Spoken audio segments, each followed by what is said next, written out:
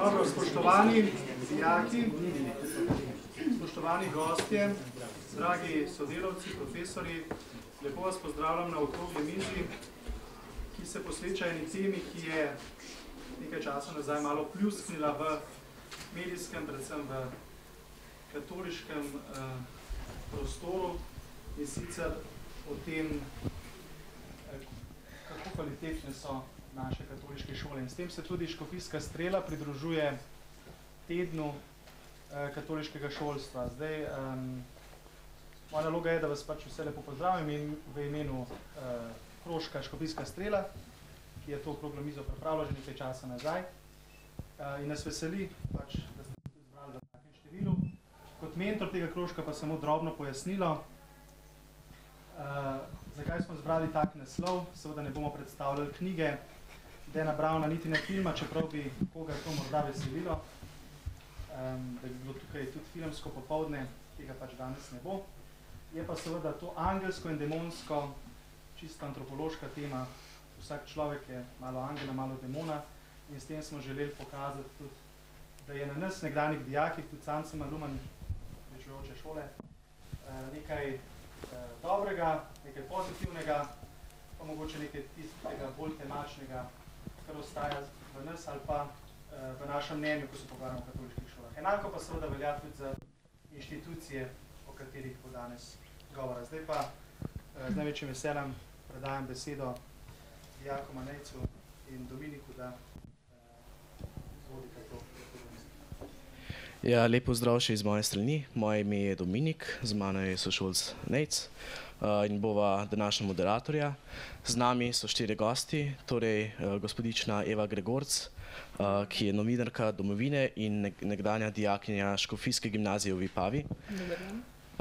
Gospodična Klara Kastelc, ki je naša bivša dijakinja, zdaj se pa ukvarja je dramska igralka.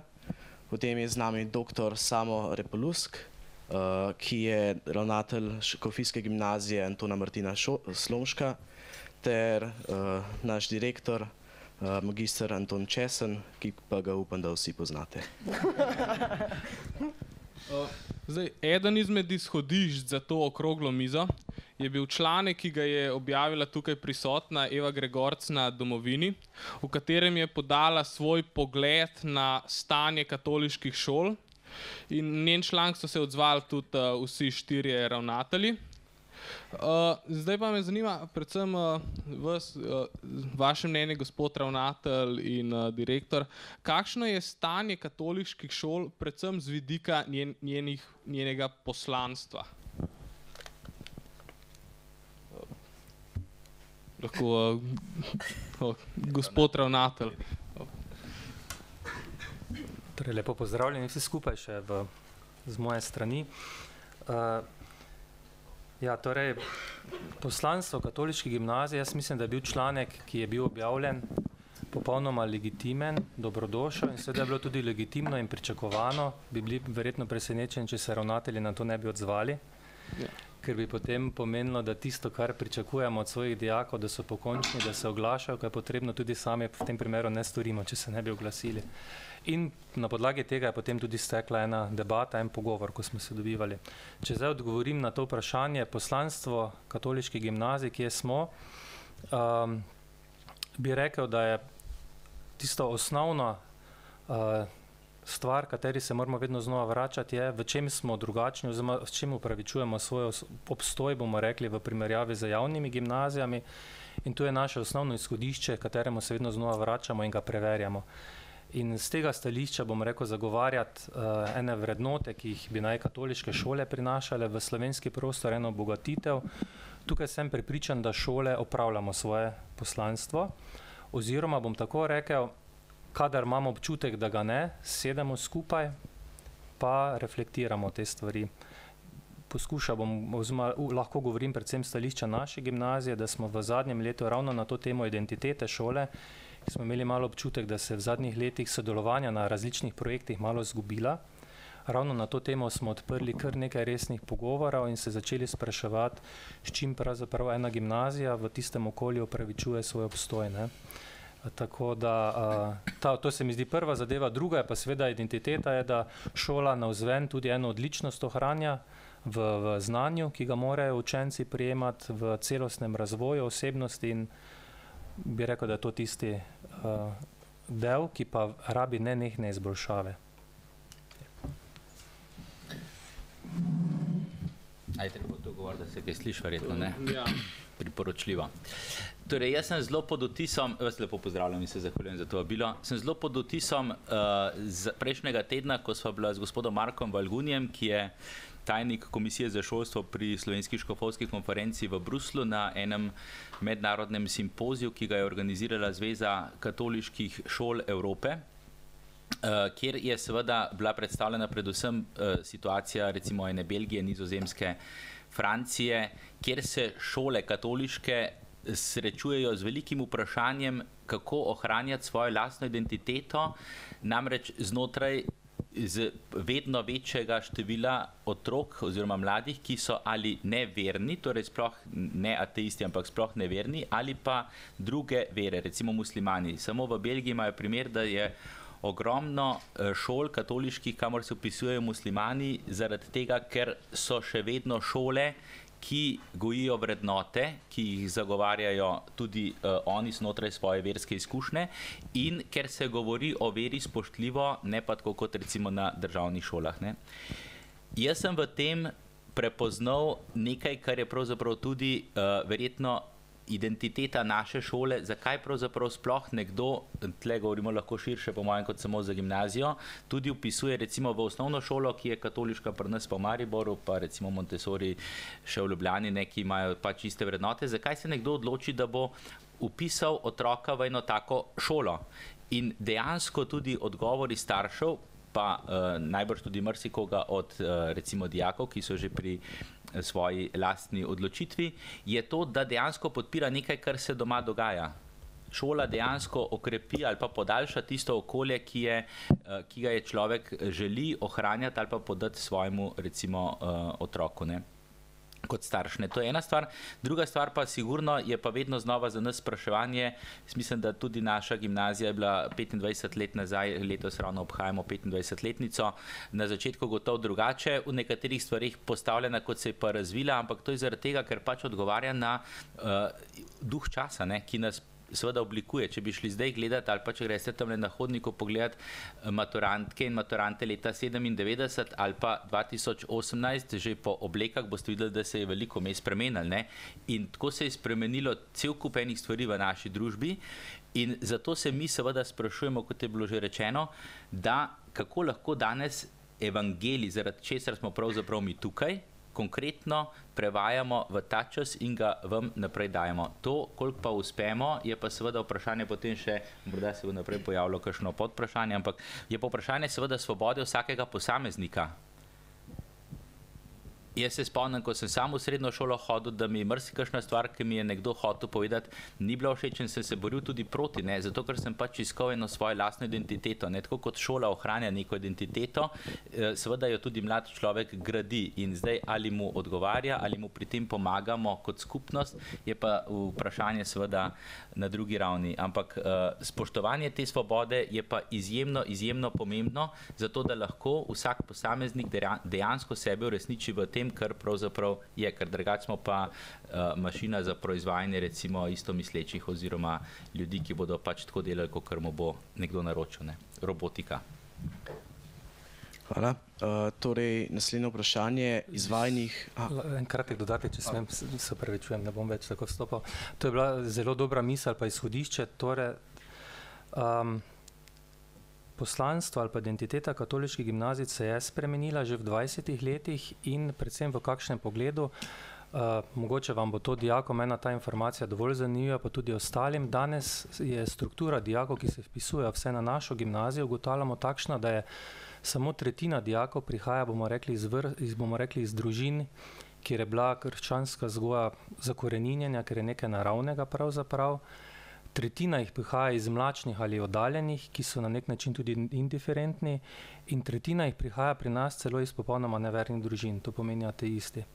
To pomeni, imeti predstavo katoliške šole, kot je bila mogoče škofijska gimnazija tam v času Jegliča, tam v tistih pred Prva svetovna vojna in tisti čas, ne, je popolnoma zgrešeno in napačno. Danes jaz pravim, da smo mi misijonska šola in smo popolnoma odraz istih dogajanj, kot se dogaja v družbi. To pomeni, družba postaja vedno bolj misijonska, ne, mala čreda, bomo rekli, ta skupnost v Evropi na nek način, in podobno se dogaja tudi pri vpisu na naše gimnazije.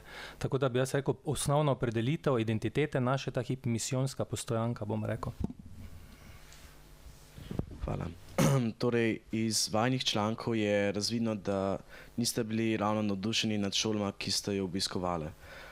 Torej, zdaj, kakor bivši dijakinji, bi vaju vprašal, kaj ste pogrešali na teh šolah?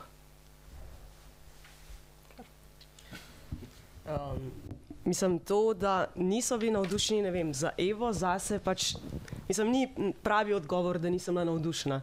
V tem članku, ne vem, nekateri ste ga mogoče prebrali, nekateri ne, sem predvsem želela nekako kritično razmišljati vsem skupino, vrednotiti. Če se pa osredotočam na ta odgovor, zdaj, če se sebe spomnim kot mlade dijakinje, v prvi vrsti pa najbolj recimo me je motila neka nenačelnost profesorjev, nekaterih, ne vseh.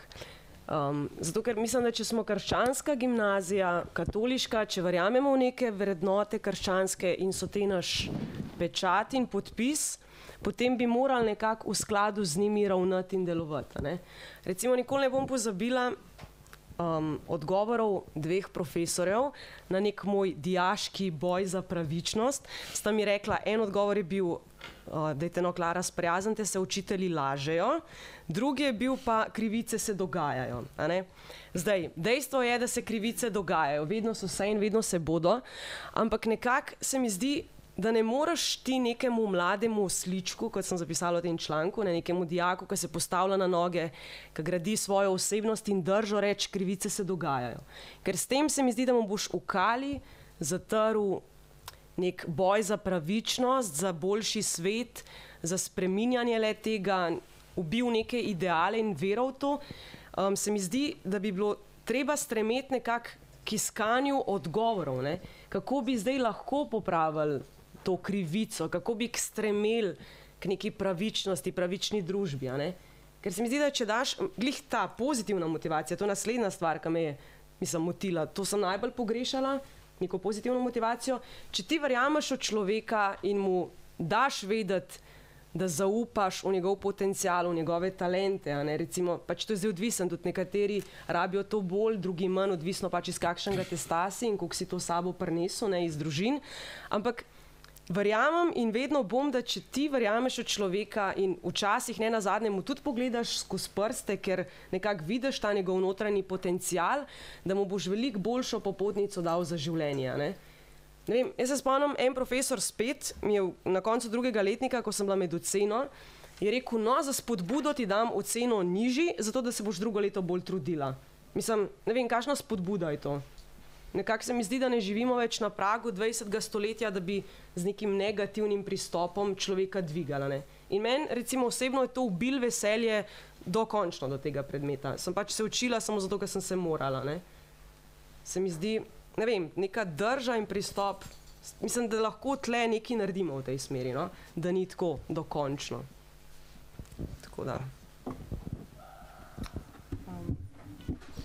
Izkušnja vsakega dijaka je zdaj zelo specifična in vsak ima svoj pogled na svojo šolo. Zdaj, jaz ne bi šla v tako smer tega, kaj sem pogrešala, ker v končni fazi greš na srednjo šolo zato, da narediš maturo, ne, pa se pol naprej upišeš. Greš pa na škofijsko gimnazijo zato, da bo dala tisto nekaj več in iz tega izhaja to temeljno razočaranje, recimo, ki je tudi iz tistega mojega članka mogočega začutiti, čeprav je vse skupaj bilo tako zelo hudomušno zamišljeno. To razočaranje med tem, kaj se šola prodaja, da je, kaj slišiš ti na informativnem dnevu, pa na filmčkih, ki so na YouTubu in kakšni so te izbrani odmevi dijakov in tem, kar potem šola dejansko ponudi in da. In ta razkorak se mi zdi, da je od 1. do 4. letnika zmeraj večji, zmeraj bolj se čuti to hipokrizijo profesorjev, da ščitijo svoje interese, ne tako zelo interese dijakov. Po drugi strani mogoče ni tega razumevanja, da so dijaki neki oslički, ne, trmasti in je treba to trmo na pravilen način spodbujati, je ne zatirati, obenem pa imeti tisto trdno ograjo, znotraj katere se lahko dijaki normalno razvijajo, nek red. In to sem jaz pogrešal, no? Ker v prvem letniku je mogoče to še bilo, ali pa smo bili še tako mladi, potem pa do 4. letnika je to čist razvodenelo in to me je najbolj motilo. No? Hvala za odgovor. Zdaj, bivši dijakini sta podali mnenje, kaj je njiju najbolj motilo. Zdaj, kako pa vi gledate, ravnatelj in direktor, kaj se vama zdijo najbolj nekako glavni problemi katoliških šol? Če je začel gospod direktor. Jaz bi težko govoril zdaj o problemih katoliških šol. Jaz mislim, da bolj je vprašanje, kakšni so izzivi, ki se danes pred nas postavljajo, na katere včasih nimamo enostranskih odgovorov in jih iščemo. Ne? Jaz, kolikor pač lahko govorim za pri nas, za Škofijsko klasično gimnazijo, smo v enem stalnem procesu neke samoevalvacije, se pravi samospraševanja, tako strani profesorjev samih sebe do celotne usmeritve šole, kot potem, kolikor pač tudi posamezni profesori naredijo, upam, da pri vas dijakih, neko samo oceno svojega dela, se pravi, da date neko povratno informacijo. Mi imamo, kolikor veste, tudi Inštitut za raziskovanje in evalvacijo šolstva, IREŠ, ki dejansko sistematično pripravlja to vrstne ponudbe evalvacijske za druge šole. Se pravi, da lahko šola, in smo delali take, mislim, da se je delali za Vipavo, ne vem, če se je za Maribor že, ampak se pravi, šola stremi k temu seveda, da sliši povratno informacijo od tistih, ki so znotraj. In vedno, gledajte, vedno so trije sodeleženci pri takem procesu, nikoli ni samo eden. So najprej zaposleni, seveda, ki morajo oceniti samega sebe in pa delovanje cele šole, potem so dijaki, ki dajo povratno informacijo, in tretji deležnik, ki jo dajo stalno, so vaši starši. Ti tudi stalno dajo povratno informacijo, zato ker včasih na teh svetih staršev dobimo celo bistveno več informacij, ker jih vi doma posredujete v zaupnem pogovoru s staršem, starši jih potem, ko pridejo skupaj, izpostavijo na veliki zvon, in tam jih seveda ravnatelj oziroma vodstvo šole slišijo od 20 staršev, kjer se potem seveda pa tudi ta različna mnenja, ki so včasih lahko zelo od nekoga ostra, malo potlačijo oziroma malo porežejo stališča koga drugega, ki pa reče, da je pa vendarle drugačna izkušnja. Hočem vam to reči, smo v stalnem procesu, ne čakamo, da bo zdaj nekdo od zunaj recimo rekel, gledajte, to je treba narediti. Je pa res to, da ni v nekem trenutku dokončnega odgovora.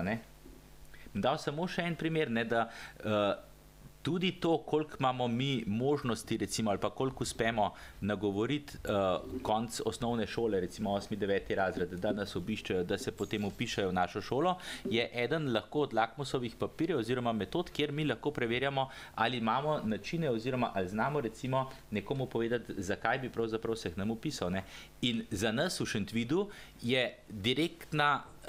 direkten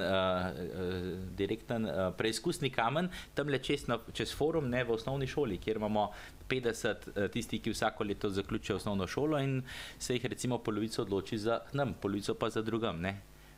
In oni lahko so tudi nek stalni filter oziroma nam dajo ogledalo, zakaj mi tukaj v nečem smo prepoznavni kot tisti, katerim pridejo ali pa ne. Tako, na kratko z moje strani.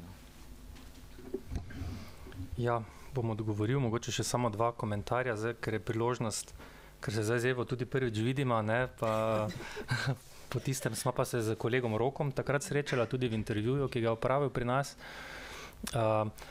Toliko v opravičilo, zakaj pravzaprav, ali pa mogoče komentar, zakaj je bila reakcija tako malo burna, glede na to, da članek je v resnici lahko bil dojet tudi kot malo hudomušen, kot na nek način dobronameren. To pa zaradi tega, ker vsakega nekoliko drugače doživel. Pri nas je bila pa ravno situacija, ko je bila potekala istočasno, ne vem, če ste spremljali takrat javna razprava, ali dati zasebnim šolam 100% financiranje ali ne. Ta razprava je bila takrat ravno. V Mariboru smo se ukvarjali s tem, da smo dobili dijake, ki so padli skupaj, zaradi tega, ker so kukje jedli na duhovnem vikendu, in smo imeli velike, bomo rekli, naprezanja s tem, da smo našli eno ravnotežjo, ali jih dejansko izključiti, ali pa najti en vzgojni koncept, kako kar najlažje ga izključiti pa postaviti na cesto. Samo vprašanje, kaj lahko potem s takšnim mladostnikom, kakšna bo njegova pot. Ne? In mi smo iskali načine, kaj je najboljši vzgojni model pri sodelovanju z starši, z njimi, in smo imeli občutek, da smo tudi dobro rešili. Starši so bili zadovoljni, reakcije so bile dobre. Pol pa se nam istočasno pojavijo novinarji, ki so, ne vem odkot, ali to iz policije, ali kot so šle informacije, ali celo z naših samih vrst, bom rekel, na nek način, ne? In smo imeli potem opravljanja, bom rekel, zelo privoščljivo v Slovenskih novicah tudi, ne? Mariborski večer je vsaj prikril imena, ne? In potem se še tik pred informativnimi dnevi ta dobronamerna kritika gimnazij pojavi v Domovini, in to je bilo verjetno način, ki bi ga, če bi se to pojavilo enkrat, bom rekel, novembra ali pa 1. maja, ne, bi verjetno malo bolj hudomušno ali pa dobrodušno to vzeli kot pa ravno v tistem najbolj kritičnem obdobju. Toliko za to, ampak razumem, jaz sem z eno empatijo poskušal tudi te stvari gledati. To pa zaradi tega, če še dodam vse komentarje, ki ste jih povedali, jaz sem drugače poskušam kot profesor matematike, sem bil prva leta na gimnaziji, potem pa sem šel kot predmetni didaktik na fakulteto, in vse te stvari, ki ste jih vidve povedali, se mi zdi, da so ključne in so pomembne in so tiste stvari, ki sem jih tudi sam študentom, bodočim učiteljem matematike vedno znova poudarjal. To tipično potrjevanje učenca, pristopi, to so zadeve, ki so zelo pomembni pri delu, in tu ne morem drugega reči kot jaz strinjam se z vama. To so problemi, na katere moramo odgovarjati, ko delamo kot zbornice, kot kolektivi, in tu je lahko velika naloga ravnatelja, da sliši konec koncev dijake, ne. Tudi pri nas delamo, sicer nimamo te evalvacije, še nismo, delamo pa ankete, dijaki ocenjujejo profesorje pri nas vsako leto, in na podlagi teh povratnih informacij potem ima ravnatelj tudi letni pogovor z učiteljem, pa seveda še druge dejavnosti, ki jih učitelj dela. Pa letos sploh, jaz sem zdaj 8 mesecev šele ravnatelj na gimnaziji, mi smo še imeli lansko leto smolo za maturo, ki je bila najslabša v celotni zgodovini gimnazije, in smo začeli res z velikimi spremembami, predmetnik posodobili, profesor je gnjavim vsaka 2 tedna z delovno konferenco z vedno neko novo idejo, ki jo imamo z spremembami, in seveda profesorji so se čutili pač prizadeti z mnenjem, da gimnazija nič ne naredimo, ne. Pri nas se tako drastično dogaja, da vsak teden, zdaj imamo spet eno konferenco, spet neke nove ideje, kako se približa dijakom. In zdaj, če tu se navežem na tisto vprašanje, kje vidimo probleme zdaj največje, mislim, da je eden največjih izzivov, ki ga sam vidim kot ravnatelj, kako vaše generacije dijakov, ki ste zdaj, ki živite čisto v drugačnem okolju, bomo rekli, vrednot, konec koncev tudi medijev, ne, čisto drugače preživljate svoj prosti čas ali pa ene odnose, kot smo jih mogoče naše generacije.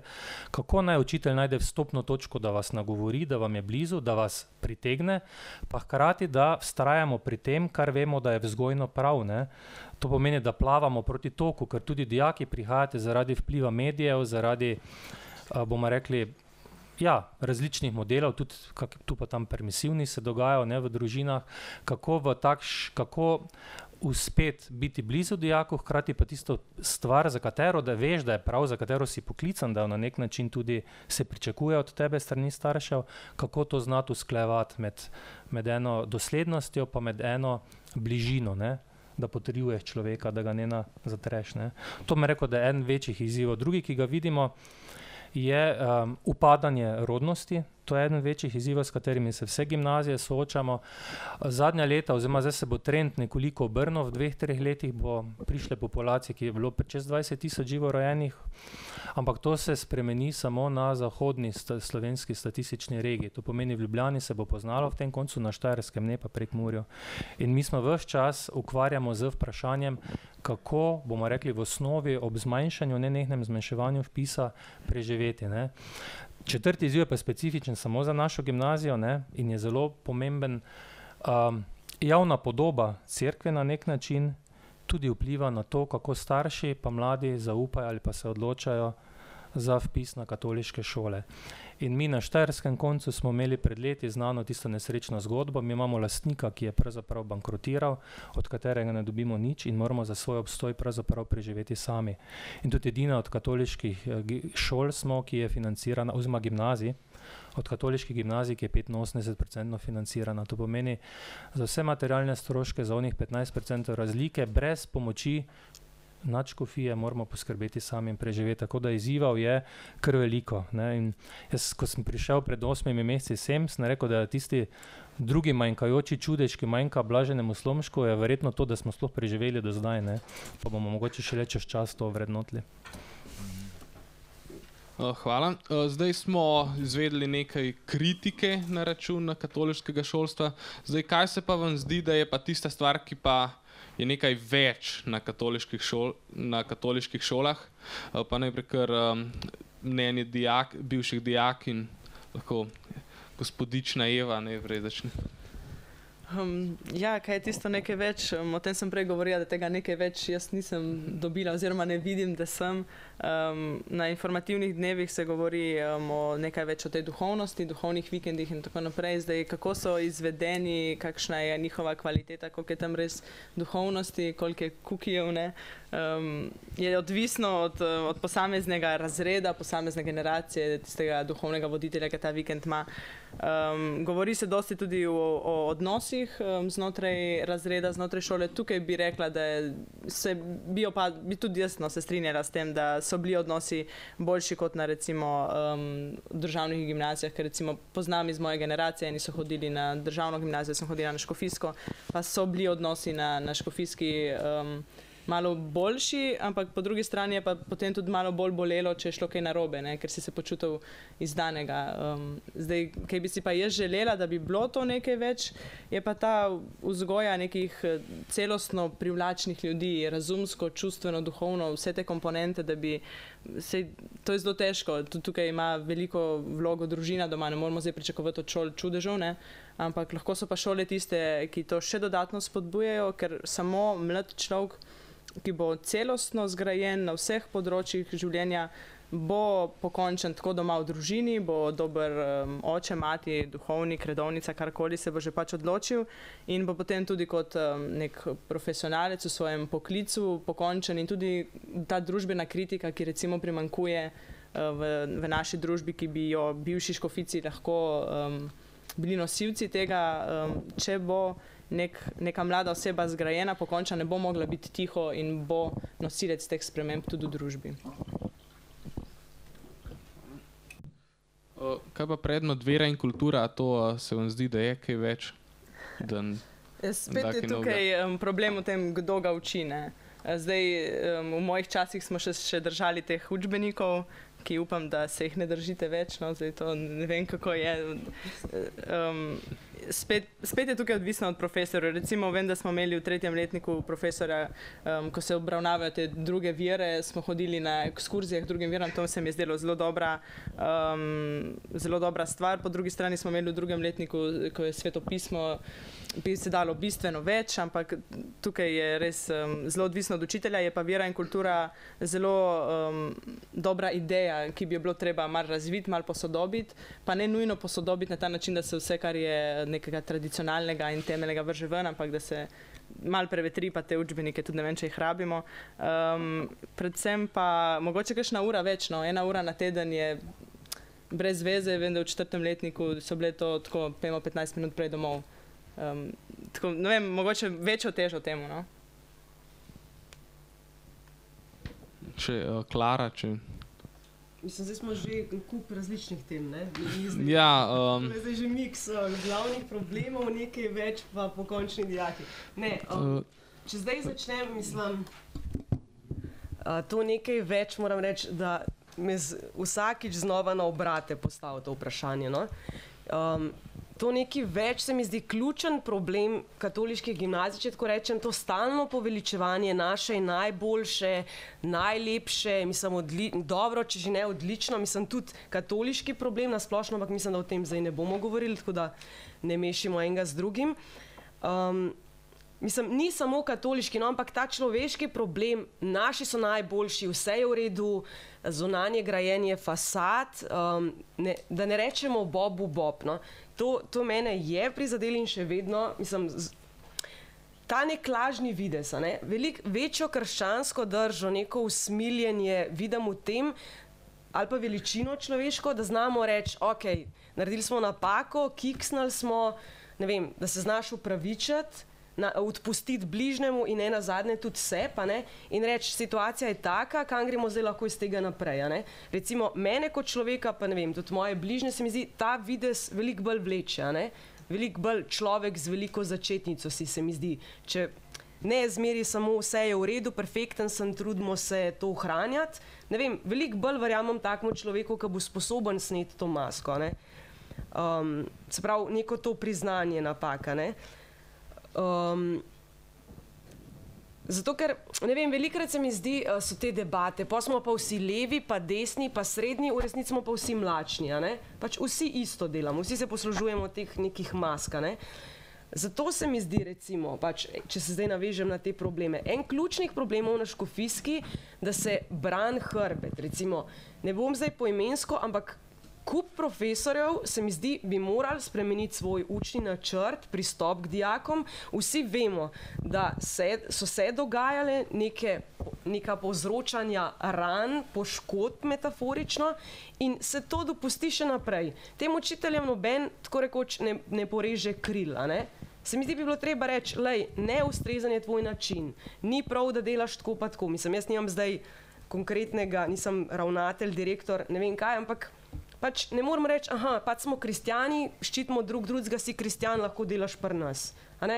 Pač ne delaš dober, pika. Se te zamenja ali pa spremeniš način, a ne? Ne vem. Se mi zdi, da je veliko enih zlomljenih kril, no, na ta račun. Tako. Kar sem jaz govorila s svojimi sošolci, z mlajšimi dijaki, če sebe ne nazadnje pogledam. Druga stvar, no, kaj pa Eva govorila o tej pokončni drži, pač pozitivna stvar, recimo se mi pa zdi, ne vem, če bi bila jaz ravnateljica ali pa direktorica, ne vem, neke katoliške šole, bi se mi zdela to ena ključnih stvari, a ne?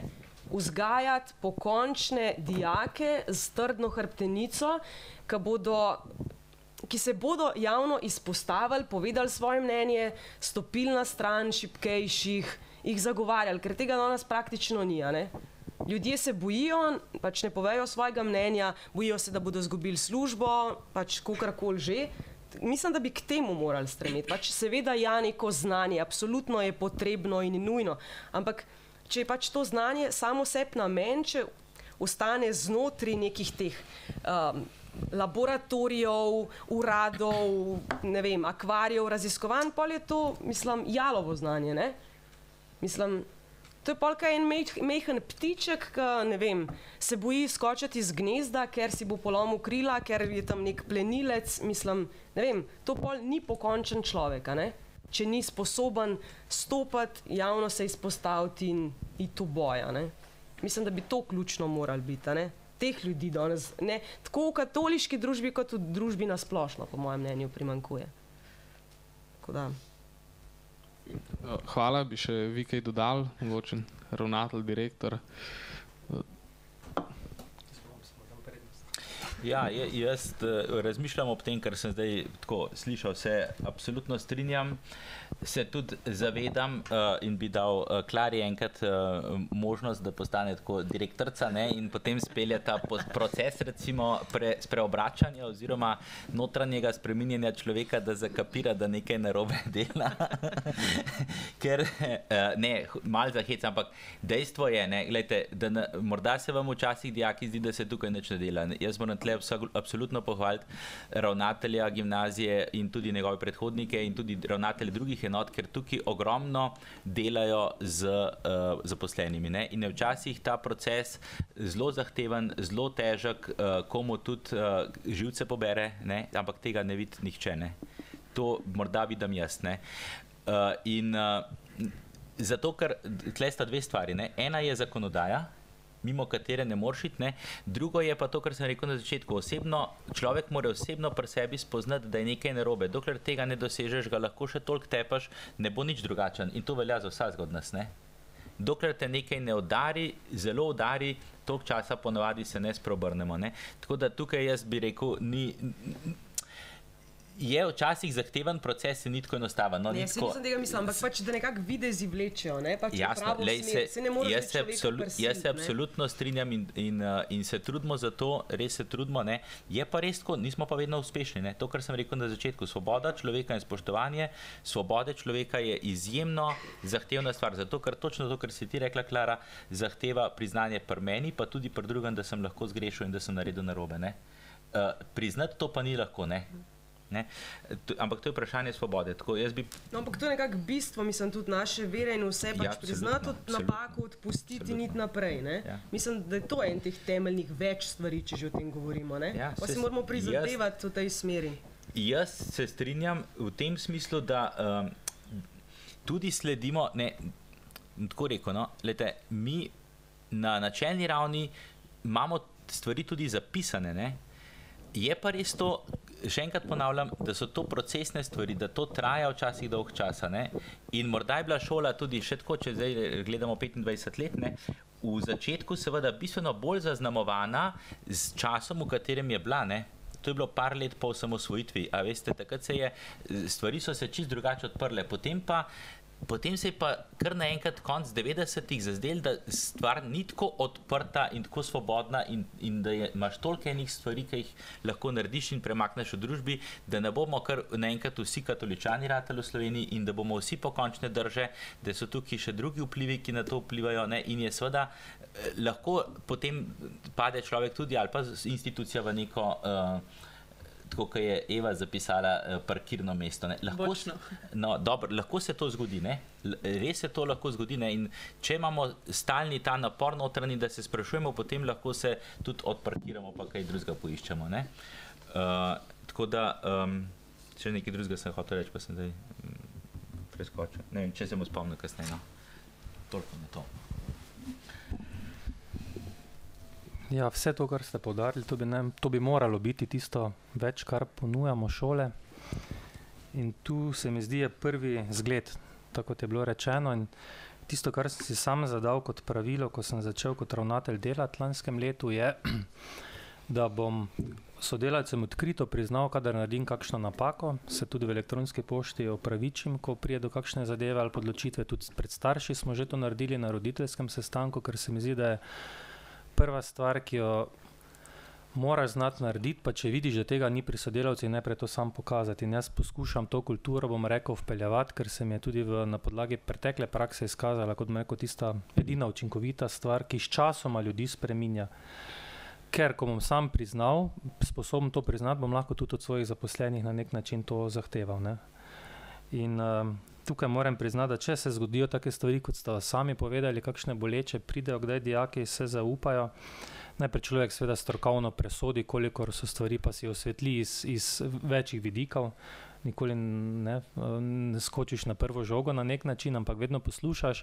Ampak kadar sam po svoji strokovni pedagoški presoji, kot didaktik, kot učitelj, kot ravnatelj presodim, da je bila pa res ena stvar, ki bi se dalo, tudi na 4 oči, povem profesorju. Tu smo se pa odločili, da ne bomo javno v zbornici, če naredi eden učitelj, da bomo zdaj pred vsemi na nek način, ampak res na 4 oči in se to pogovorimo. In se to kar redno dogaja. Je pa res, da moraš biti tukaj zelo takten, ne? Ker ne bi želel nasprotnega efekta, ne? To pomeni, da učitelj se potem zapre v sebe na nek način pri taki stvari, pa ima občutek, da ni podpore strani vodstva, ker tudi to je zelo pomembno. Vi morate vedeti, da v današnjih časih so učitelji v veliko težjih situacijah, ko so kdajkoli bili do zdaj v zgodovini, če realno pogledamo poučevanje, zato ker tale demokracija, ki je hkrati prinesla, bomo rekli, eno družbeno participacijo, čisto vseh pri vsem, je hkrati precej zrušila tudi avtoriteto ali pa bomo rekli eno mesto učiteljev, zaupanje v njihovo strokovno delo. Če bi se v katerikoli drugi pogled toliko starši vtikali, kot se vtikajo v delo učiteljev in imajo dobre predloge, kaj vse je narobe, kaj vse bi se dalo spremeniti, vam povem, če bi to kirurgi dopuščali pred operacijo, da jim vsak pove, kako je treba operirati neke stvari, ne bi začeli, bi bila, ali pa pravniki, ne, ali pa ne vem, vse se dogaja, že tudi policistom, ne, tudi zdravnikom se to že dogaja. Žena je zdravnica in pove, da pride včasih pacient z diagnozo, že pove, da rabi antibiotik, ne, ima pa na koncu navadno virozo, ki nima veze z antibiotiki. Hočem reči, tu so veliko težje stvari, učitelji so precej bolj pod pritiskom, kot so kadarkoli ljudje in učiteljem se vedno več administracije in bremena nalaga in tisto, kar se meni zdi pomembno, ko se z dijaki pogovarjam, je, da tudi osvetlim ta vidik, da so učitelji konec koncev tudi ljudje, ki so pod pritiskom, ki je lahko imel prejšnji uro enega nerazumevajočega starša, recimo, ne, in mora pa ves čas delovati popolno na nek način kot Superman, mora biti učitelj, ne, v razredu pripravljen, odprt. In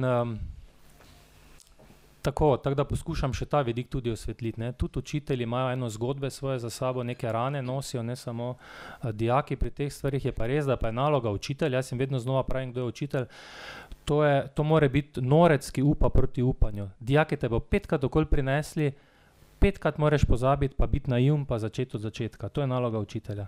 Ker ko prvič postaneš zagrenjen, to sem svojim učiteljem, pa zgubiš vero v mlade, ali pa ko jih začneš doživljati kot samo še nujni privesek, da 5. dobiš plačo v mesecu, ne, takrat je čas, da zapustiš svoj poklic. To smo se sodelavci, o tem se pogovarjamo odkrito. Ne. Ta idealizem more na nek način ostati. Je pa pomembno seveda, da v teh stiskah ravnatelj tudi za učitelji stoji, da je zelo pomembno, da vejo, ko pride do neke situacije, da imajo eno varno okolje pa spodbudo. Seveda pa obratno velja tudi potem za dijake. Ne? Učitelj mora razumeti, da ne more dijak, učitelji pričakujejo, da bo dijaki prišli k uri in bo razneženi ga gledali ko malega bogeca, tistih takoj že na začetku ure, samo njegov predmet je najpomembnejši. Na dan imate 6-7 ur, doma nekateri prihajate iz razbitih družin, polno skrbi imate na nek način in je nemogoče biti skoncentriran 6-7 ur neprekinjeno in biti v stanju pripravljenosti in večne motiviranosti na nek način. To pomeni, gre za poskušanje, prisluhniti drugemu pri tej zadevi. Ne? Tako da, to bi rekel, so verjetno največji izzivi. Generacije se spreminjajo, starši se spreminjajo in tu je tudi lahko največja dodana vrednost. Konec koncev mi gimnazije smo imeli govorilne ure za dijake posebej, mislim, da to imamo vse šole, ne, tudi, ker lahko pridete, če so težave, tu se da marsikateri problem rešiti. In če zdaj zaključim z eno mislijo, tisto, kar se mi zdi, da je dodana vrednost, kar bi želel od svojih učiteljev, je, da dajo dijakom jasno vedeti, da je vsak učenec neskončno več kot samo njegova ocena pri tem predmetu. Ne. To se moramo vedno znova zavedati. Kljub temu, da imaš ena pri meni, kljub temu, da imaš 20 učiteljem, jasno povem, kaj je znamenje, da si uspel pri svojem predmetu. Če se dijak dobro pa varno počuti, tudi če ima 2 pri tvojem predmetu. Torej, ni moj cilj, da vzgajam nekoga, ki bo šel matematiko študirati, jaz kot profesor matematike, ampak tudi, če ima nekdo 2, da se pri predmetu toliko počuti, če drugo ne zaradi učiteljeve osebnosti, da je sprejet, pa da ima priložnost neke rasti. Ne. Zdaj pa, ko že govorimo, da moramo vzgajati ta dodana vrednost, jaz sem to letos načrtno vpeljal pri okrožnicah, tako da so se zdaj dijaki že navadili, ko je ravnateljeva okrožnica, je ponovadi eno stran pa pol. Ne. Tako da že kar odložijo stvari, pa vejo, ravno z tega stališča. Zdaj v petek je bil protest, ne. Podprli smo jih, da grejo na protest, dogovorili smo se, kdo gre, nismo dali kar vsem prosto, ne? Ampak naslednja točka, ki je bila, se smo tudi objavili, je pa bilo 10 točk, kaj pa lahko dijaki, da ne bojo samo govorili in leporečili, kaj lahko ta hip dijaki naredijo, da k temu prispevajo. To sem pa mogel dati svoj moralni vzgojni dodatek na koncu, ker se mi zdi, da je to tisti vidik, s katerim jih ravno vzgajamo po končnim pa odgovornim osebam. Ne? Odreagirati na konkretne situacije v družbi, tako je. Ne? Hvala. Torej, tega smo se sicer že malo dotaknili, a bi se o tem malo bolj pogovorili. Torej, v članku gospodične Gregorčeve ste povedali, da bi morali mladi iz takih šol biti sol zemlje in luč sveta. Torej, kako razumete poziv, da bi morali imeti nekdanji dijaki večji vpliv v družbi, ter kako bi to lahko uresničili? Pa bi kar začel z vami, gospod direktor. Jaz nimam tle recepta, mislim, če bi hotel po tej metodi, da bo, to zdaj iskreno govorim, če bi hotel po tej metodi, da bo nekdo prišel v šolo, mu vliti neko držo samozavesti, odločnosti, pokončnega državljanstva, dejavnega katoličana, potem to lahko rešimo v enem dnevu in grejo domov. Tega ni. Res pa je, da je to ena od stvari, ki pa je naše poslanstvo in to imamo, dejansko se mi tega zavedamo in zato hočemo vzgajati tudi. Ne? Zdaj, seveda sem že na začetku rekel, tle je spoštovanje svobode posameznika, ne? In ne moramo prisiliti nikogar. Jaz bi tle videl, mislim, tako kot pozitivno tudi to, kar je bilo, mislim, da je izpostavljeno v nekem članku potem kasneje na Domovini, recimo, kje pa so danes naši dijaki kljub vsemu nekdani prepoznavni ali pa vidni. Ne? Vi se morate zavedati, da Škofijska gimnazija Vipava se je odprla leta 1991, v bistvu so prve generacije prišle tiste, ki so bile 91. leta, ki so bile bolj polni razredi, oziroma 92 pravzaprav šele, ne. se je začelo odpirati. To se pravi, najstarejši, ki so danes končali maturo in so v bistvu v nekem aktivnem delu življenja, so stari majčkeno čez 40, ne? Ampak teh je peščica. V Ljubljani je bila prva matura 97, se pravi, zdaj prihajajo prve generacije, ki so čez 40. Običajno si mlad človek, saj jaz tako sebe doživljam, oziroma predvidevam, da ste tudi vi taki, ne, ustvari nek prostor za študij, potem za ustvarjanje osebnega, družinskega recimo življenja, v nek posel, recimo kakršenkoli se usmeri, in potem začne morda tudi na tej politični, če tako hočemo zdaj ravni delovati. Je pa res, in tle seveda pa jaz vidim eno veliko priložnost tudi, ne, kjer bi pa lahko že v študentskih letih bil bolj slišan glas recimo tistih, ki so seveda prihajajo iz katoliških gimnazij vseh, ne, in ponavadi študirajo na nekih sorodnih fakultetah, da bi recimo tudi tam bili pa recimo v teh študentskih svetih po fakultetah ali pa tudi na univerzi potem dejavni, ne. Tako da tukaj je nekaj, kar je stalno izziv za pogovore, za izboljšanje situacije in tako naprej. Eden od recimo čist takih konkretnih ukrepov tudi zato, da bi recimo lahko to doživeli, je v samem kurikulumu gimnazije oziroma v rednih programih, pravzaprav teh vi nimate, ne? Ni predvidenih sploh. To mi recimo vsaj v Ljubljani rešujemo s tem, da je v drugem letniku recimo socialni teden oziroma socialni praktikum, kjer se vsaj človek enkrat v živo lahko marsikdo sreča s težavami, stiskami, z bolečino tistih, ki nimajo recimo, ne vem, so bolni ali so recimo kakršenkoli v manjkanju, ne. Potem v tretjem letniku, ko je teden državljanske vzgoje, da se sploh obišče državne inštitucije, da sploh veš, kako funkcionirajo, da tle ne govorim o teh projektih, ki so bili recimo možnosti obiska Evropskega parlamenta, da sploh vemo, kako ta sistem, v katerem živimo, funkcionira. Ali pa recimo finančno opismenjevanje, zdaj je en razmeroma dobro obiskan krožek v dijaškem domu, ne, ekonomija vsak dan. A razumemo, kaj pomenijo te vsakdanje stvari, in to je tisto, kar nimaš pri matematiki, angleščini, slovenščini, ne vem čem še vsem, ampak kjer je v bistvu življenje zraven, ne. Zdaj je seveda pa odvisno od človeka, od posameznika, ali bo tudi recimo, če je prostovoljno izbral, če ga bo to zanimalo, ne. In to, kar je že, mislim, da tudi Klara rekla, tle zadaj je še družina, ki ti seveda daje potem neko podporo oziroma ti odpira tudi neka obzorja, ki ti jih sama šola v tistem trenutku ni nujno, da da. Lahko te do neke mere pripelje. Je pa velika odgovornost tudi na vsakem posamezniku, ne. Jaz sem šel skozi katoliško šolo sam, še v Jugoslaviji, ne, in točno vem, da tudi meni so bile vse stvari všeč takrat, pa sem bil samo v razredu, niti mi niso bile všeč kasneje, če sem jih nazaj gledal, ampak skozi ta proces en dijak v srednji šoli mora iti, ne, moraš se boriti in moraš se postaviti neko smer sam zase in kaj pravzaprav jaz želim kasneje početi, ne, in skozi to pa mi šola vsaj mislim, da do neke mere pomaga, no. Hvala. Kar naprej, gospodična Kastelc. Jaz mislim, da sem že povedala, no? Da bom še enkrat ponovila. Ne vem, pač dejstvo je to, kaj že to ne govoril. Poleg tega, ne, če zdaj pustimo to, kaj bi šola morala narediti, je pa pač na vsakem človeku posebej, ne? Da sam razmisli pri sebi, kje lahko on deluje v družbi, na kakšen način lahko spreminja svoj mali svet in svoj svet, mislim, svet globalno, a ne? To je pa zdaj čisto individualno vprašanje. Pač šola nekako pomaga, pa družina k temu, pa moraš biti sam toliko pokončen in angažiran, po mojem. Da razmislim, mislim, čeprav danes za moje pojme malo zgubljamo na tem, ne, je vse, kako bi jaz to živel, kako bi jaz najbolj skozi prišel, kje bom jaz sebe najbolj uresničil, v smislu, da bom boljšo službo dobil, več denarja zaslužil. Ne gre več sploh toliko za ta altruizem, pa kako bom pomagal bližnjemu, kako bi reševal svet, kako bi se nekako dotaknil teh, ki mogoče nimajo toliko besede, ki nimajo toliko talentov reševati kakorkoli kot jaz, ne? Ki niso toliko privilegirani, ne? Najprej poskrbimo za ta svoj mali vrt ali pa grdo rečen za rit, ne? Pa mogoče, če imam slučajno še kaj časa, bom pa toliko, da si pomirim vest, ne? To je pa zdaj spet nekak problem naše družbe, se mi zdi, no? Vsak sam na to odgovarja in se v skladu s svojimi prepričanji odloča, ne? Kar.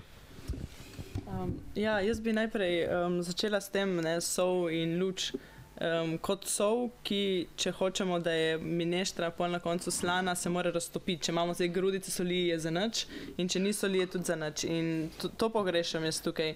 Se mislim, da sem v tem komentarju tudi pisala o tem, da dobijo škofijske solni cvet sem, ne. Na koncu dobimo te solne cvete v čudovitih lončkih, embalažah, Piran, ne. In so na polici, ker nam jih je škoda porabiti. Mi smo tako občutek, da se bivši dijaki bojijo vršiti v vrelo vodo, da se bodo raztopili in da bodo dali okus vsemu okrog sebe. Ker v končni fazi tudi ne rabiš ti 2 kil soli za eno pašto, ampak 2 ščepca, ne.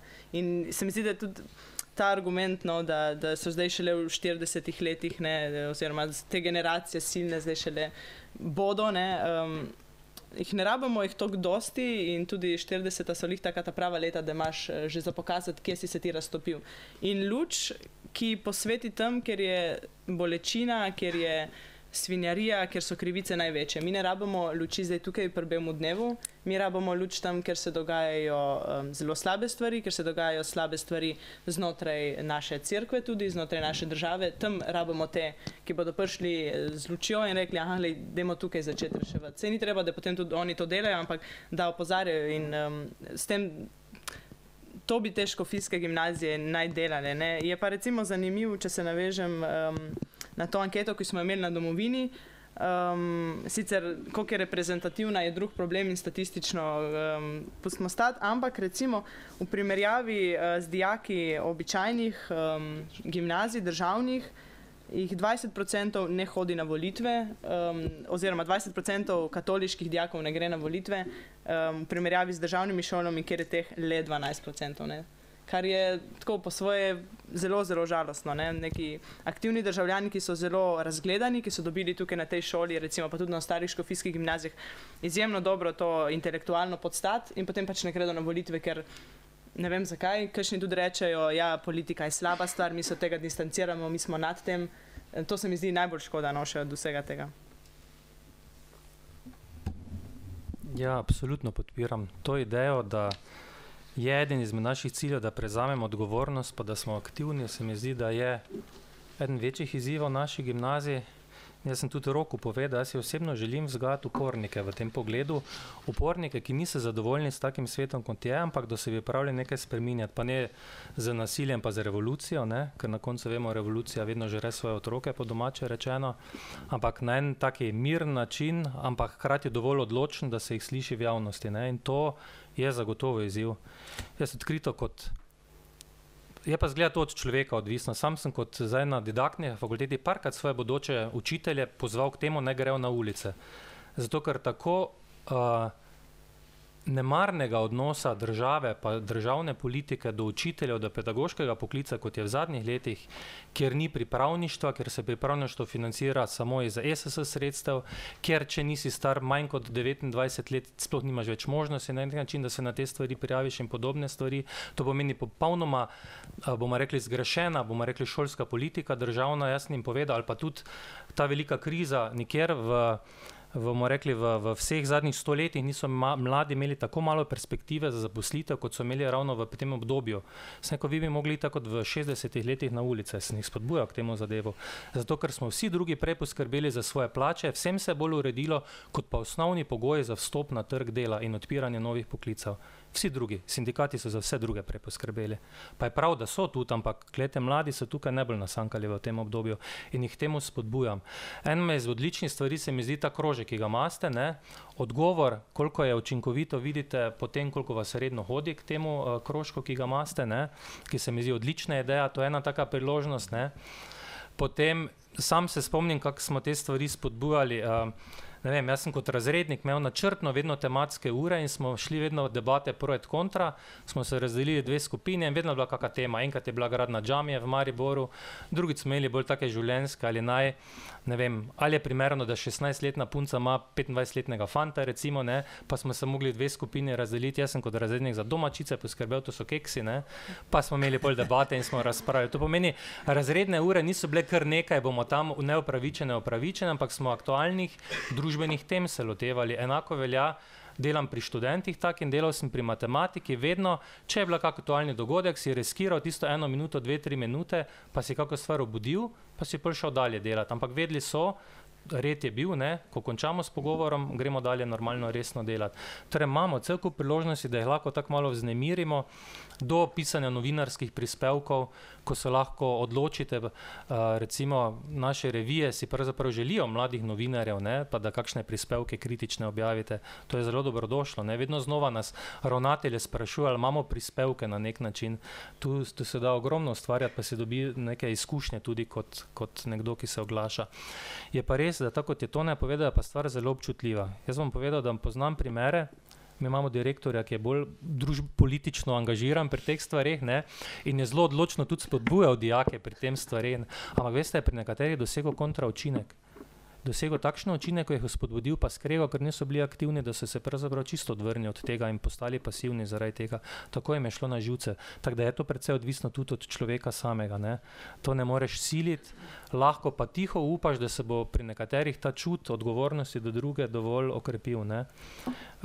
Tako da tu se mi zdi, da so priložnosti, ne. Pričakovati pa, da bomo imeli kristjani tako močno vlogo, kot so recimo imeli pred drugo svetovno vojno, ko je bil tisti čas katoliška akcija, pa ljudska stranka in podobno. To je pa za moje pojme konec koncev tudi malo iluzorno, prvič, ker so se razmere precej spremenile. Drugi problem je pa specifičen za Slovenijo. Kdo lahko pravzaprav pri nas na političnem prostoru javno uspe? Tisti, ki malo poznate, pa spremljate prostor naš, boste videli, da sta pomembni dve zadevi za nekoga, ki želi uspeti. Nekaj je komolčarstvo, da si pripravljen brezkompromisno neke stvari narediti, drugo pa je, da brezkompromisno podpiraš tudi pa glasuješ tako, kot glasuje neka stranka. Ni dopuščenega svobodnega razmišljanja. Jaz si celo mislim, da to je eden večjih problemov, zakaj dijaki škofijskih gimnazij ne vstopajo toliko v obstoječe establishmente oziroma te naše stranke, zato ker tam, ko je treba glasovati v parlamentu, tam ni demokracije pa svobodne vesti. In je vprašanje, ali si človek je pripravljen na takšne kompromise, pa se raje odloči, bom jaz dober oče, bom v družini dobro delal ali pa na nekem gospodarskem področju, ne. In tudi res je nekaj, ne, mi imamo v Sloveniji, tu je specifična zadeva, jaz moram reči že precej obupan nad tem zadevam, pri nas skoraj vse družbene pore določeni lobiji obvladujejo. In je zelo težko priti do nekih stvari zraven, če nisi pravzaprav blizu zadeve.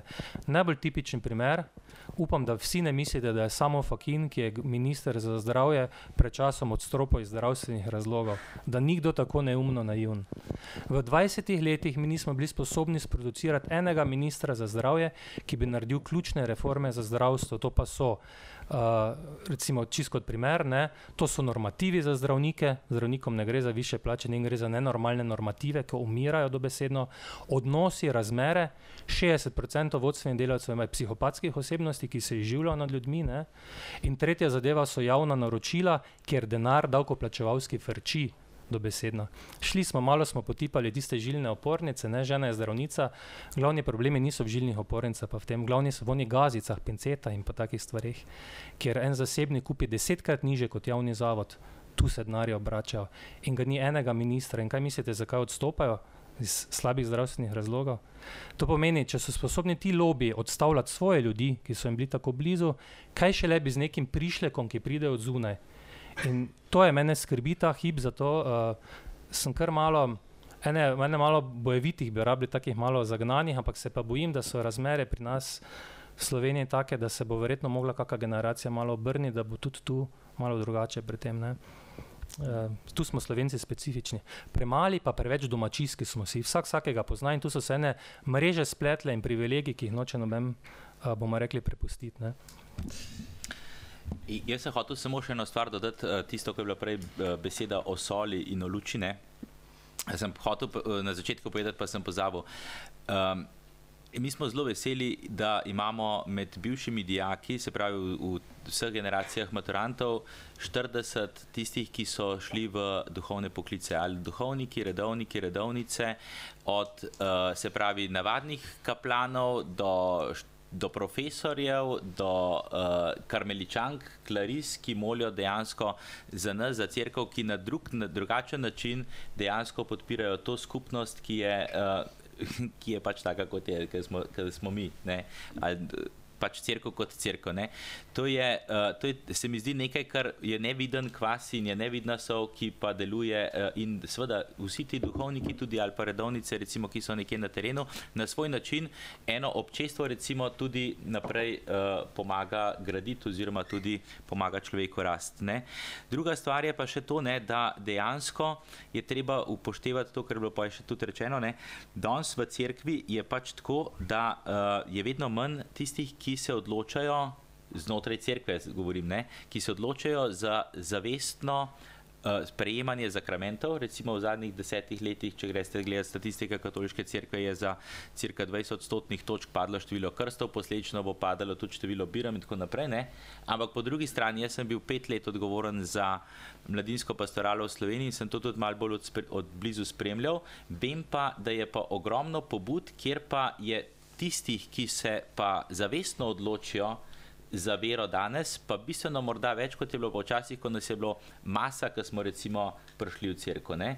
Tudi mi v dijaškem domu recimo, ali pa mislim, da tudi v šoli, no, ampak v dijaškem domu se vidi, je ena lepa skupinca recimo, ki se vsak ponedeljek dobiva za adoracijo, ko je bilo recimo, ne vem, 15 let nazaj skoraj nemogoče dobiti 2-3, da bi prišli skupaj, ne. Se pravi, ta odločitev osebna, kot smo vmes govorili, ne, je pa lahko bolj zavestna celo in morda smo pa živeli zdaj vmes 10 let tudi v družbenem smislu, v nekem stanju, ki ni bilo, ki se nismo znašali v teh novih razmerah po letu 2000 recimo, ne.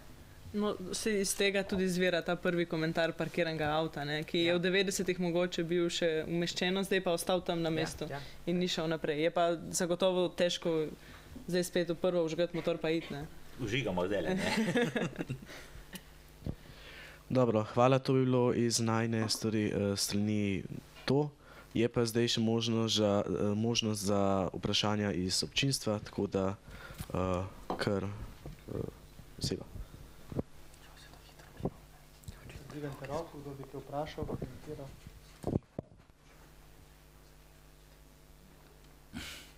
Drugače bom pa jaz začel, ker imam lih mikrofon. Zdaj, seveda, jaz se ne bom mogel zdržati komentarje, bom pa na koncu tudi nekaj vprašal mladi dami. Zdaj, kot nekdani dijak je že v bistvu prvo je to, no, da sta vidve danes prišle, že to kaže, da čisto izgubljeni nismo, ker ta vajen samozavesten nastop in utemeljen na argumentih, ne. Upam, da je bilo delček tega tudi na škofijski privzgojeno. Zdaj druga stvar, tle smo tudi eni norci, ne, ki vendarle, pol, ko smo šolo zaključili, ne, smo se sem vrnili, ne, in na lastni koži lahko povem malo tako samohvale, ne, da se kar precej raztapljamo, ne. Zdaj, koliko je to uspešno, je drugo vprašanje. Je pa treba to upoštevati, ker se mi zdi, da smo se samo malo dotaknili, ne. Zdaj, če sebe pogledam pri 15 letih, pač mene sta zanimala filozofija pa zgodovina, pač to, ker sem potem tudi šel študirati. To mi je bilo v šole tisto najbolj pomembno. In tukaj sem res veliko dobil, ravno zaradi zgleda pač profesorov, ne, to je treba poudariti, kot imamo negativne zglede, imamo tudi pozitivne. Pač jaz sem imel tukaj srečo. Druga stvar je pa ta, ne, pač mene ni zanimala takrat šola v teh letih, ampak seveda so me zanimale predstavnice nasprotnega spola. Tako da, če sebe pogledam, sem bil izredno težaven v tem smislu, da me, kljub temu, da me zdaj zadeve zelo zanimajo, tako družbeno-politično ali pa tudi duhovno, ne, mene je bilo zelo težko v tistem obdobju motivirati, ker sem bil pač tak, kot sem bil, ne, pač pubertetnik. Tako da, treba je vedeti, da tudi to delo v šoli, a ne, včasih se mi zdi, in to jaz vidim kot en tak izziv posebej za katoliško šolo, ne, zelo se strinjam s tem, da ta več v bistvu ni v tem, ne vem, nekem kvantitativnem več, ne, ampak v bistvu kvalitativnem, ne, ki pa je v bistvu čist obče človeški, ne, samo da smo kristjani še toliko bolj poklicani, da ga pač odkrijemo. Je pač preprosto v tem, da nimamo toliko visokih pričakovanj tudi, kaj bo zdaj vse šola naredila, ne, da tudi pač mladim pustimo, da imajo pač nek prostor, kjer lahko tudi ene stvari pač, bom kar po domače rekel, ne, mogoče zabluzijo, ne, oziroma zavijo malo v kakšne slepe ulice, ne, da pa jih se jaz tako razumem svoje delo, ne, pri tem nenehno spremljamo. Ne. To pa pač potrebujemo mladi, ne, in meni je bilo takrat v neverjetno oporo, da so me tukaj določeni ljudje, posebej duhovniki, ne, pač spremljali v tem mojem pač stanju, ne vem, zaljubljenosti ali pa pač nekega neinteresa pač za šolo. Ne. Tako da mogoče to ne preveč, zdaj če govorimo o imenu nekdanjih dijakov, ne preveč tudi pričakovati, ne, od mladih ljudi, da bodo kar zdaj se postavili že na neko pot.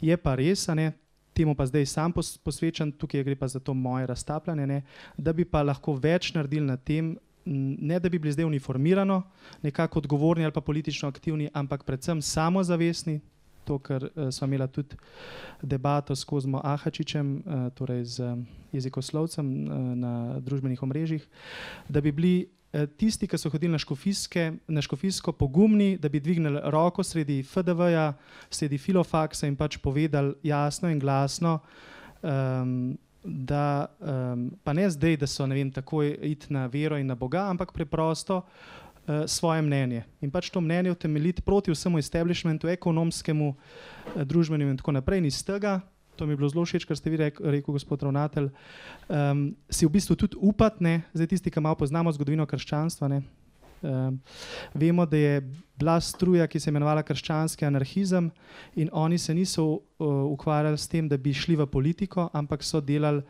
ta dobra dela ali pa majhne žrtvice, ne, kjer je šlo za neko nepravično stanje, so takoj ukrepala. Ne.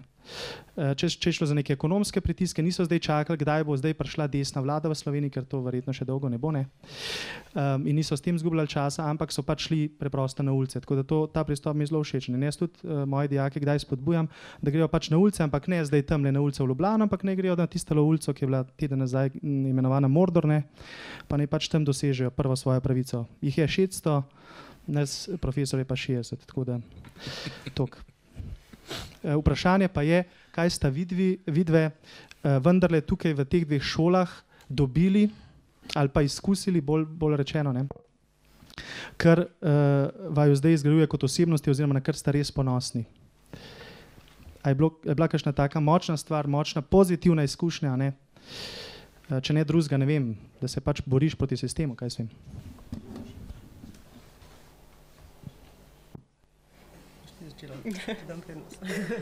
Ja, težko vprašanje. Mogoče bo tudi, če imaš časovno distanco, bom videla lahko za nazaj, kaj je bilo res tisto nekaj zelo pozitivno dobrega. Zagotovo so bili nekateri profesori, ki so naredili razliko, predvsem s svojim zgledom, ampak takrat so se mi zdeli malo prismuknjeni. Zdaj, ko gledam nazaj, vidim, koliko so bili v resnici to neki pokončni kristjani, ki so tudi v službi, niso se šli te všečnosti, ampak tega, kar je prav. Zagotovo proti temu znanju, ki sem ga dobila na škofijski Vipavi, nimam nič proti, no, mi je čisto zadostovalo, ne rečem, da ne bi bilo boljše, tukaj prevzamem delno odgovornost tudi sama. Sicer pa, ja, posamezni zgledi, no, ker mogoče šola kot sama ni bila lih najboljši zgled, predvsem z tega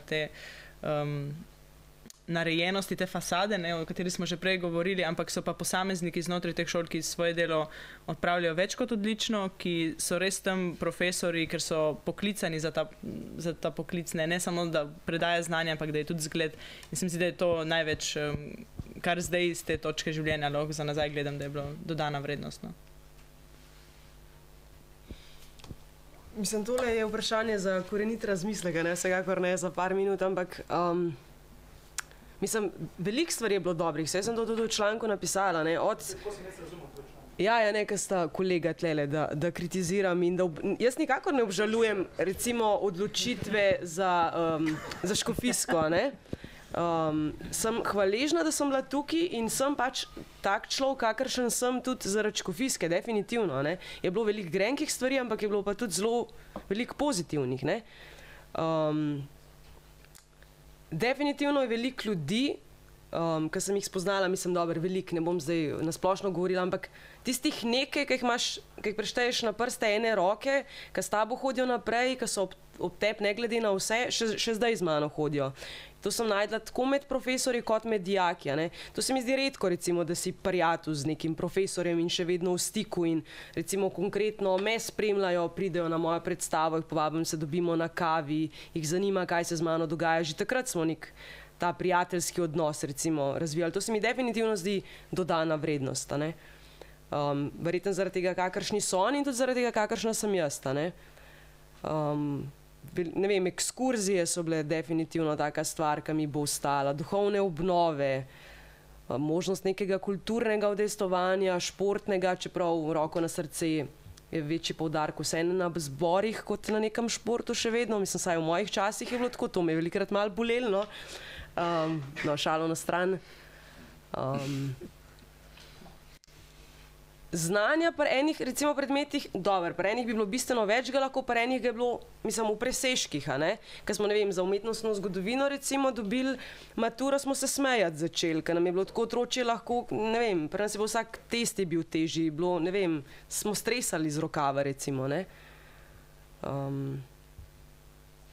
Potem tudi neke take čist človeške stvari, zdaj, če se spomnim, ne vem, skrivni prijatelj ali pa neke to grajenje odnosov, mislim, recimo moj razred ni bil perfekten zdaj, ampak še zmeraj smo se znotraj te neke danosti trudili za boljše odnose, nekako najti nek stik, a ne, sej z vsemi ne moreš biti prijatelj, ne, smo pač stok vetrov različnih zbrani, ampak kljub temu, a ne, smo nekako gradili to in, ne vem, veliko so mi pomenile te debate pri veri in kulturi, recimo, ne, en tak prostor, možnost za izraz, deljenje mnenja, debatiranje, ne vem, to se mi zdi, da mlad človek zelo rab, no? Nekoga, ki ga sliš in mu hkrati da možnost neke debate, skozi neka sita spuščati stvari. Mogoče včasih veliko več kot, ne vem, so zdaj tisti neki ali računi, ali ne vem, sistemi v biologiji, levo, desno, ne, mislim, se je tudi to pomembno, ampak dostikrat ti pa glih neke te, kot je to ne rekel, čist človeške stvari in temeljni človeški problemi in dileme, vprašanja se ti bolj globoko zasidrajo, ne, ali pa, če ne drugega, pustijo neko seme, ka pol z leti kalija, ne, ka mogoče čist nekje drugje pride na dan, ne. Moram pa reči, da sem hkrati, hvaležna, da sem se odločila tako, kot sem se, da sem nekonc pristala vse na AGRFT-ju recimo, kaj je neko precej drugačno okolje kot škofijska, ker recimo, če se mi zdi, da bi šla bolj v neko okolje, mislim, ne zdaj na katoliško fakulteto, ampak neko okolje, ki je bolj podobno škofijski, da bi še vedno v nekem akvariju bila, ne. Pač potem se celo življenje družiš sebi enakimi, podobno mislečimi in se ti ni treba soočati z neko drugačnostjo in sebe na nek način tudi ne obrusaš toliko, kot se v nekem drugačnem okolju. In tudi na ta način potem rušiš neke stereotipe o ljudeh, o pač problemih kakorkoli, ne. Si prisiljen v to. Ne? Mislim, velikrat so me svarili, to me recimo moti, no, ker se gre za neko nepoznavanje, ne. Ljudi, mislim, ja, zdaj greš pa med tiste umetnike, pa to je razvrat, pa uničili te bodo, pa mislim, ja, lahko te, ampak pač lahko ti da pa odlično priložnost to, da ti sebe zgradiš in izoblikuješ in še bolj poglobiš, ne, neko svoje mišljenje in vrednote, mislim, in hkrati z drugače mislečimi oblikuješ tudi sebe. Mislim, meni so veliko dali moji sošolci in tako, ne. Pa ne pravim, da so bile, tudi tam niso bile samo dobre stvari, tudi tam sem veliko pogrešala nekega dodatnega znanja, drugačnega pristopa, ampak je pa spet neko drugo polje, ne, ki te oblikuje in ti da možnost, da se oblikuješ. Se spet je od tebe osebno odvisen, kako boš to vzel. Tako da ne vem, to bi bili nekako prvi vtisi.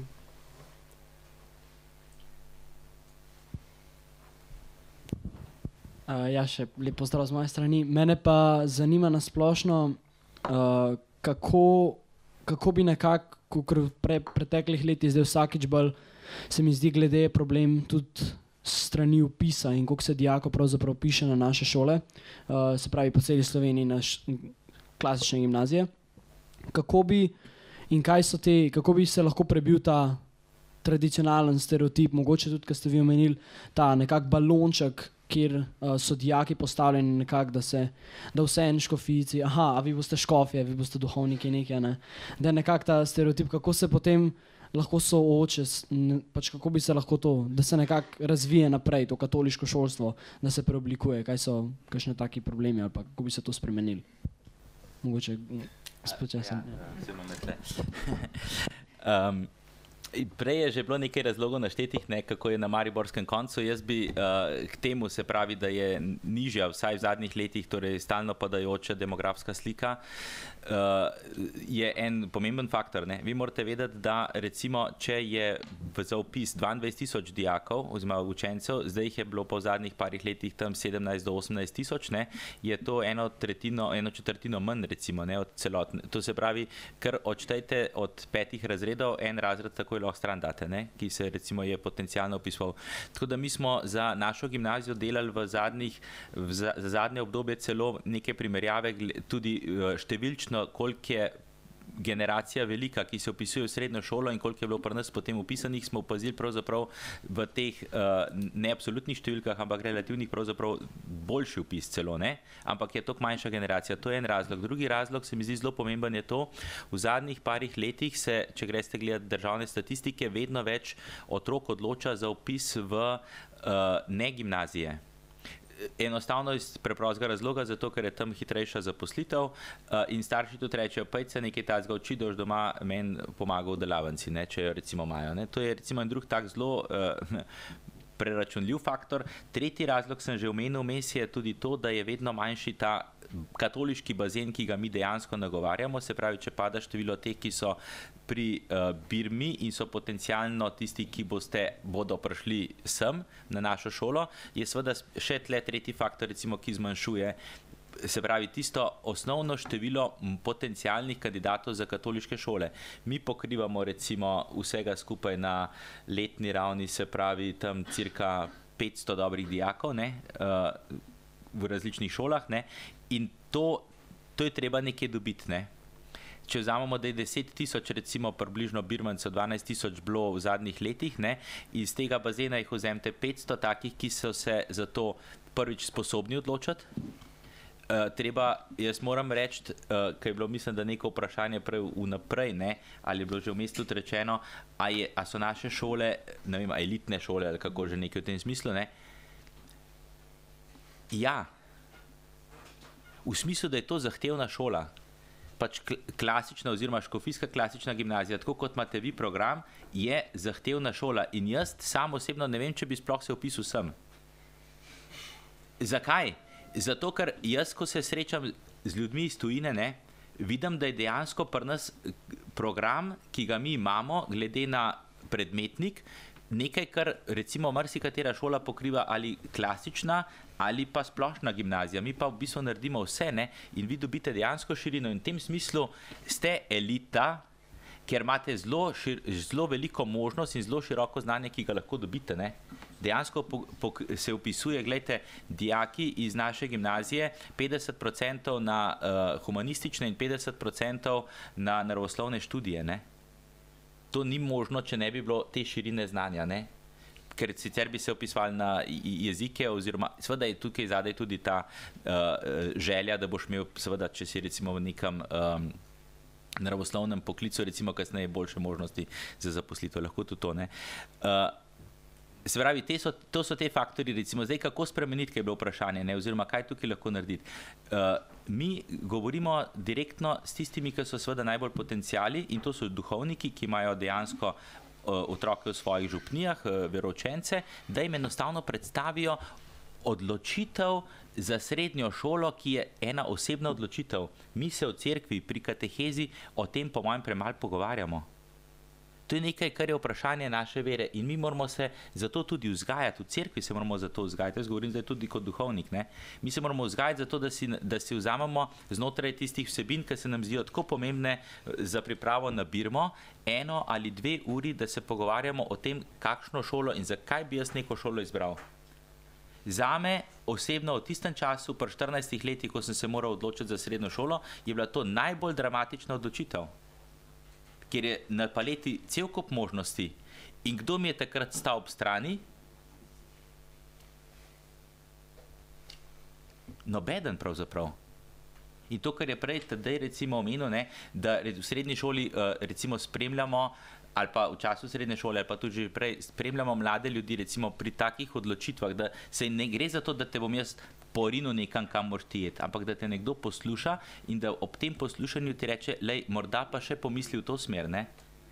In vsaj pri nas, da jaz sem zelo hvaležen, da imamo tudi ta projekt Popestrimo šolo, ker se mi zdi, da gospa Nataša marsikomu lahko pomaga, enostavno ga posluša, si vzame čas in mu recimo predlaga, da še o tem razmišljaj. Ne? Tako, tukaj so te rezerve, ki jih imamo in jih tudi, bom rekel, vsaj do neke mere poskušamo izkoristiti. No? Pa pomagati vsem, ne zato, da bo pri nas večji vpis, ampak zato, da bo večja odgovornost pravzaprav pri vseh, ki imamo recimo, ne vem, v cerkvi lahko stik s njimi. Ne? Ampak velikrat se mi zdi pa, da ni glih najbolj popularna, ko se pogovarjam, recimo so farani, a ne, škofijska, zaradi nekega morebitnega včasih elitizma, ki se razvija.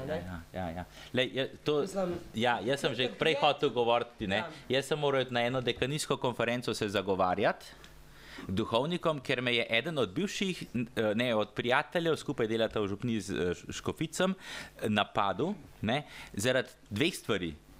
Da so Škofici preveč povezani v župniji, ker jih je mende 20 ali 30 iz ene župnije, mislim, da ne ogromno jih je, ne, in se skozi skrb držijo in v sebi preobračali, ne, vse bi preobračali, nič ni dober, ne, bi bili neki revolucionarji, ne, to je ena stvar, ne, druga stvar je pa, da preveč jih v šoli zaposlujemo in jih on ne more za svoje dejavnosti v župniji izkoristiti, oziroma, sem grdo rekel, uporabiti. Ne? Takrat točno, ko ga on najbolj rabi in računa na njega, ga mi nekam odpeljamo, na ekskurzijo, ne vem kam še vse. Ne?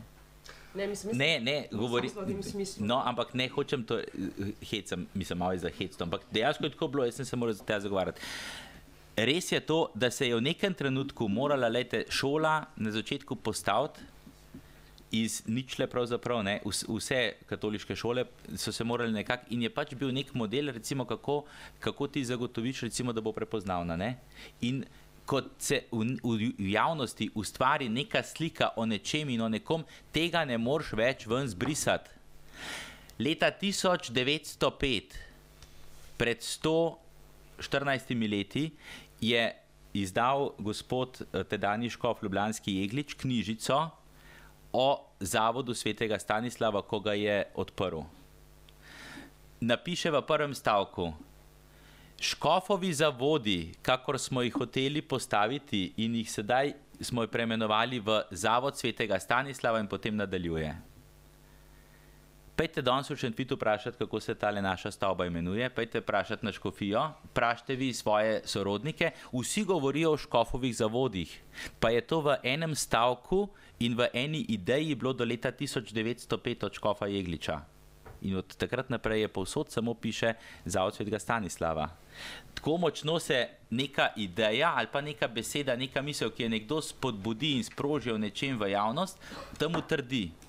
Saj tudi o nas osebno. Ko z nekom prideš v stik in dobiš nek vtis, se zelo težko izkopljaš iz tega, da ne boš naslednjič, ko ga vidiš, spet tako o njem razmišljal. Ja, eno je pač ta ideja, ampak drugo je pa recimo, ne vem, pred časom sem srečala enega bivšega škofica, ki je član alumnija oziroma sestave prenove alumnija, in je rekel: ej, ful dober, mi zdaj delamo ta alumni, pač moramo se premrežati bivši škofici, a veš, kad ti ka škofica zagledaš, on je boljši, on je bolj primeren za neko delovno mesto, on ima take vrednote, ti takoj veš in boš hotel škofica. Mislim, pač okej, lahko je to vse res, lahko pač tudi ni, ne moramo a priori zdaj neke nadrase ustvarjati, Je veliko dobrih ljudi, veliko dobrih kristjanov, primernih, sposobnih, prekvalificiranih, ampak mislim, je pa tudi zelo veliko v redu ali pa še boljših ljudi med neškofici, ne? Se pravi, s tem mišljenjem nekako se podpira ta nek elitističen pristop, ki nam ga učitajo, ne? Sam en stavek bom rekel, ker je tamle roka potem. Jaz, ena od glavnih nalog direktorja je tudi to, da zaposlujem ljudi. In za vsako delovno mesto, kjer se sprazne, imamo razpis. In pretresemo vsakega. In tudi škofici ne pridejo skozi.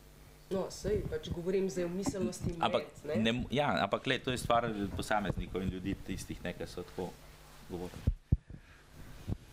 Smem? Jaz samo ne razumem čisto te besede elitizm. A to pomeni, da smo mi učitelji nekoč govorili, vi ste pa elita v razredu, ker jaz sam pri sebi ne čutim, da jaz govorim o razredu, vi ste pa elita, vi ste več vredni kot pa drugi, ne razumem čisto. A je to nekoč res bilo, da so učitelji govorili to, a se še danes govori? Ne vem, ne razumem. Jaz ne vem, nisem se zdaj nanašala glede profesorji, da profesorji to utepajo v glavo dijakom, ampak da je med dijaki tako mnenje, kakor mi smo neki več, mi smo boljši, mi smo škofici, ne? Ne govorim zdaj o profesorjih, ampak pač tako mnenje med dijaki, med veliko bivšimi škofici, ki recimo se srečujem z njimi, ali pa slišim govoriti neke druge ljudi, ki so v stiku z njimi, ali na delovnem mestu, ali jih privat poznajo, da imajo več vrednostni kompleks ob njih. Oni, ne? In da se postavljajo nad njih. Zdaj ne vem, kdo je kriv za to, po mojem bi se bilo treba vprašati, kje in zakaj. Ne vem, odkot je, ampak dejstvo je, da to imajo. Ne? To je tisto, kar me moti, no?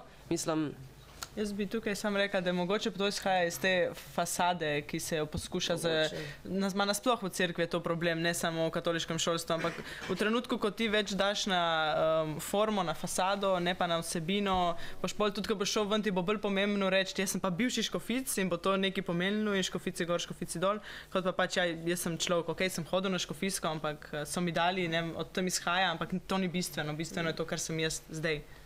Mislim, da od tukaj izhaja ta elitizem, no. Jaz bi sam to komentiral, ne? Da to je v bistvu dobro znamenje, ker to pomeni, da je identiteta dokaj jasna. Jaz vem tudi za tiste, ki so Bežigrajčani, pa Poljanci, pa Viški, da se pač identificirajo šolo. To ni slabo, ne? Ker ti ne moreš tega, kar si 4 leta srkal vase, kar te je v bistvu zaznamovalo v ta najbolj dramatičnem obdobju življenja. Jaz mislim, da dejansko 16-17 leto je največji pretres, če tako rečemo, sestavljanja identitete in osebnosti, in če si tam znotraj ene skupnosti, seveda se v tem prepoznaš. Ne vidim tega kot minus, ne, ampak pač tako je, te zaznamuje in tisti, ki se pač ne prepozna, ponovadi tudi gre, ne. Sej lahko, da ni tako, ne? Ne, se strinjam, ampak problem nastane tam, se mi zdi, ko pač si ti več vreden kot nekdo drug, ne? Tle vidim problem, ne v tem, da smo mi da nam pomeni ta skupnost, da smo ponosni na svoje korenine, na znanje, vse to je vse super. Ko se ti začneš enkrat postavljati na drugega človeka, hote ali pa ne hote, ne? To pa je stvar... Ja, vsakega posameznika spet, ne? Jaz bi še hotel teh 7 ali koliko vas je bivših dijakov izvati v tem smislu, ne, da pač poveste, če ste 8 vas je pravzaprav elita, oziroma kakšna. Lep pozdrav. Jaz nisem bil nikoli dijak katoliške šole in zaradi tega dobro vem, da je tudi na državnih šolah so problemi in se jih mogoče tudi premalo poskuša rešiti. In zdaj, mene pa zdaj zanima, ker je to v katoliških šolah so mogoče kakšni drugačni problemi in me zanima, koliko je zdaj, koliko igra vloga zdaj dejansko vera na taki šoli v reševanju problemov in v izzivih in v učenju.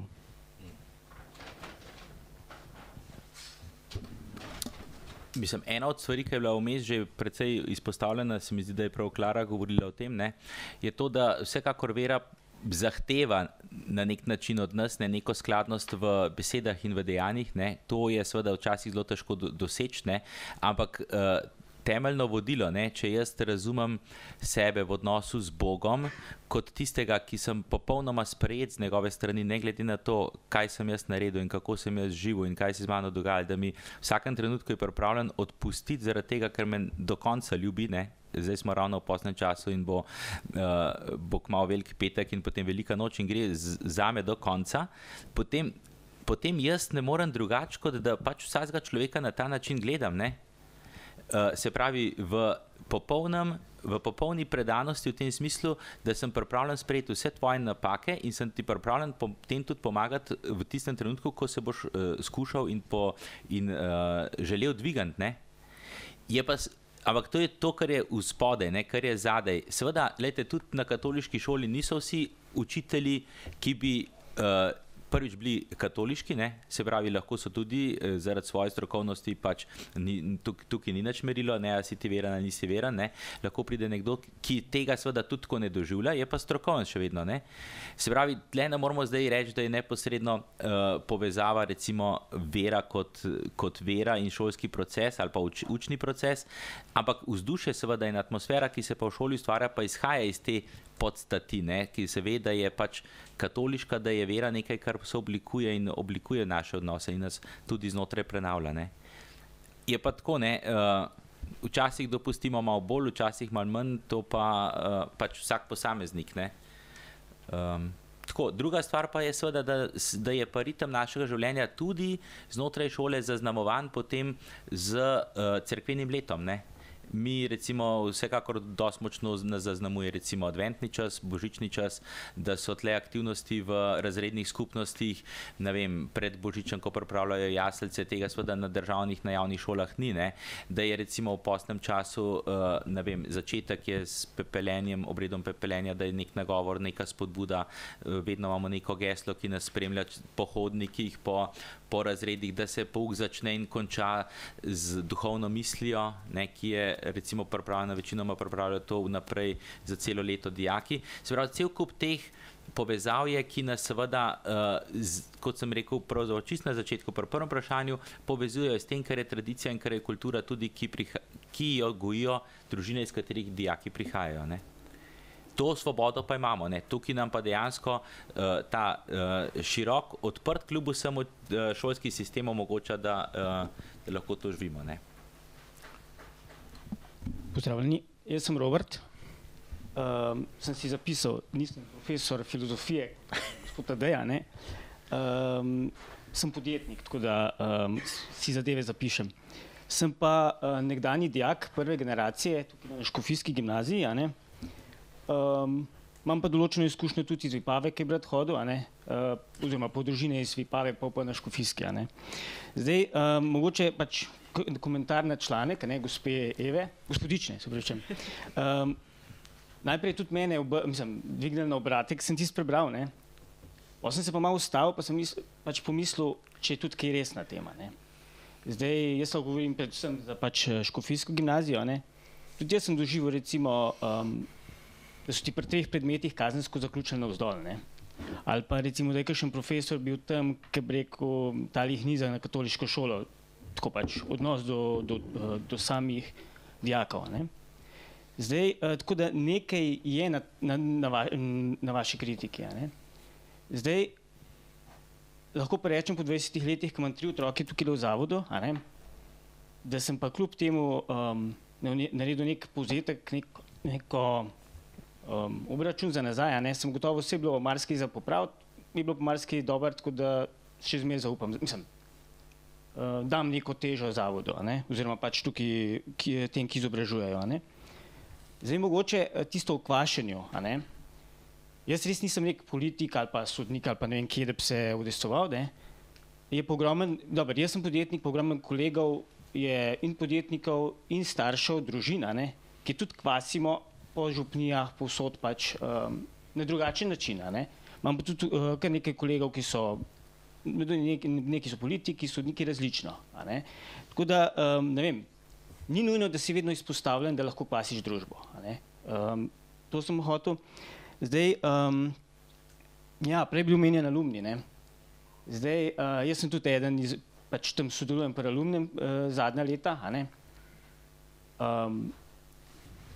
Mogoče je bil narobe predstavljen, ne, ampak alumni jaz vidim kot, da se nekdanji dijaki povezujemo skupaj, da lahko delamo točno te spremembe, ki ste jih omenili tudi v članku, ne, da v bistvu, če smo skupaj, smo močnejši, ne kot elitizem, ne, ampak kot nekdo, ki lahko nekaj več naredi na podlagi nekih pač vrednot, ki so nam morda dali tukaj na Škofijski, ne.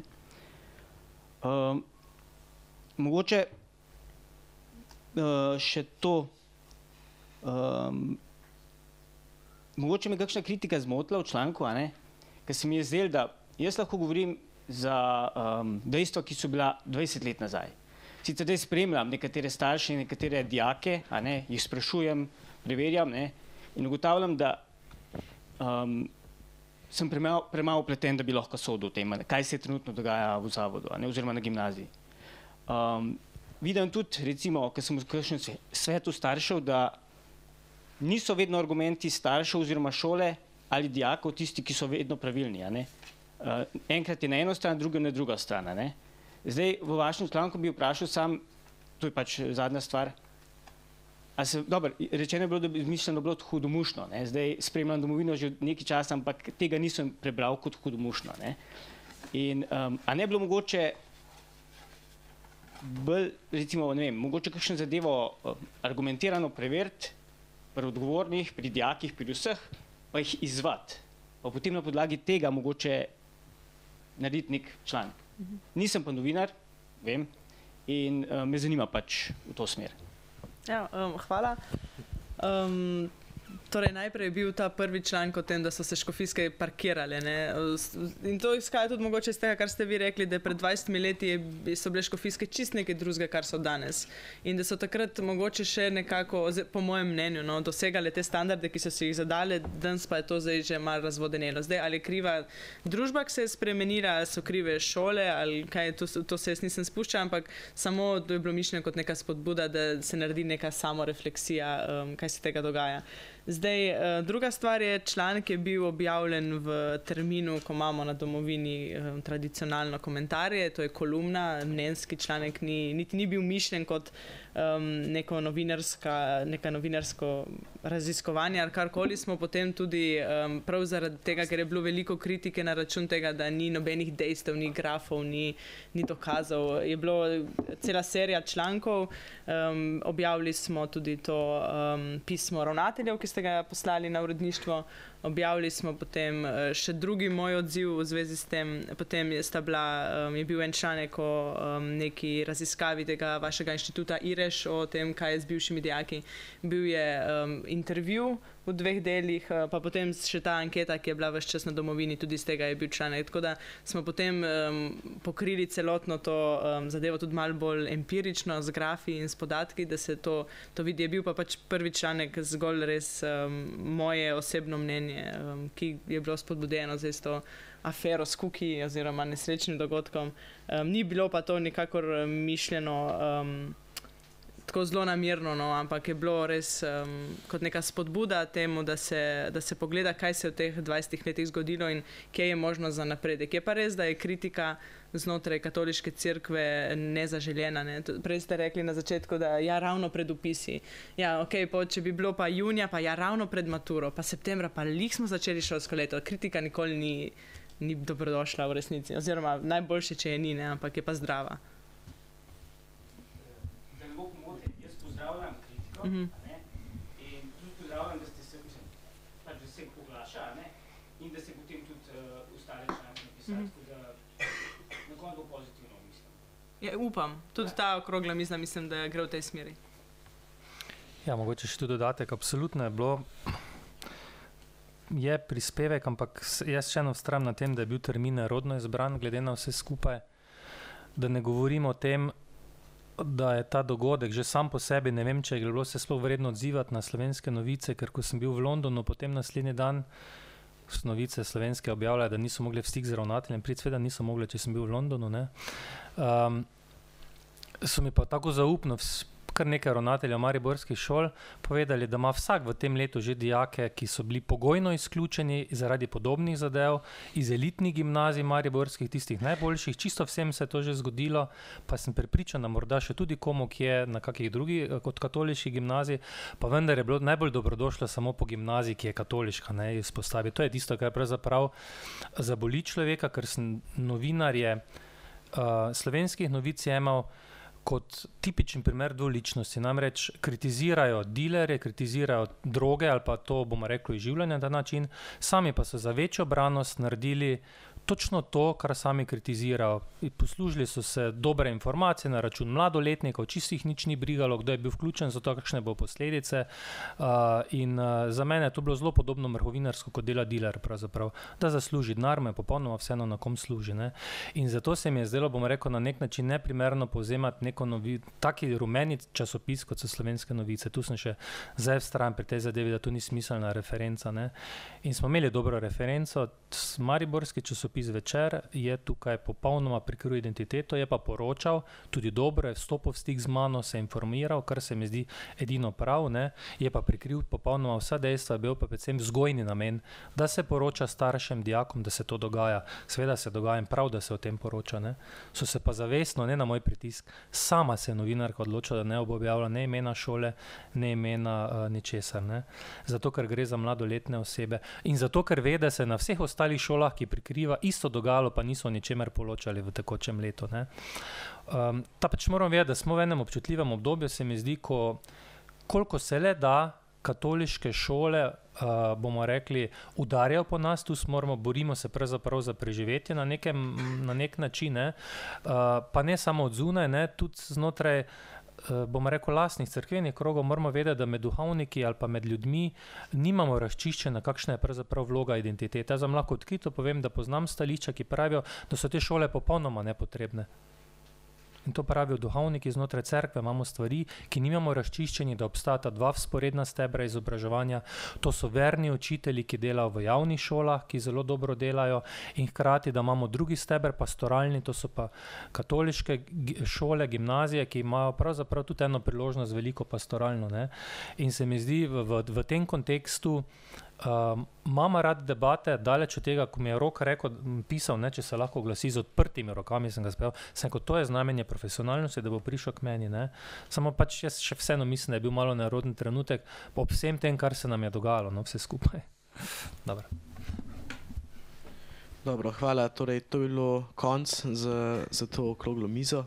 Upam, da ste veliko ugotovili, tako da se še enkrat zahvaljujem gostom in vam pa želim lep dan naprej. Hvala.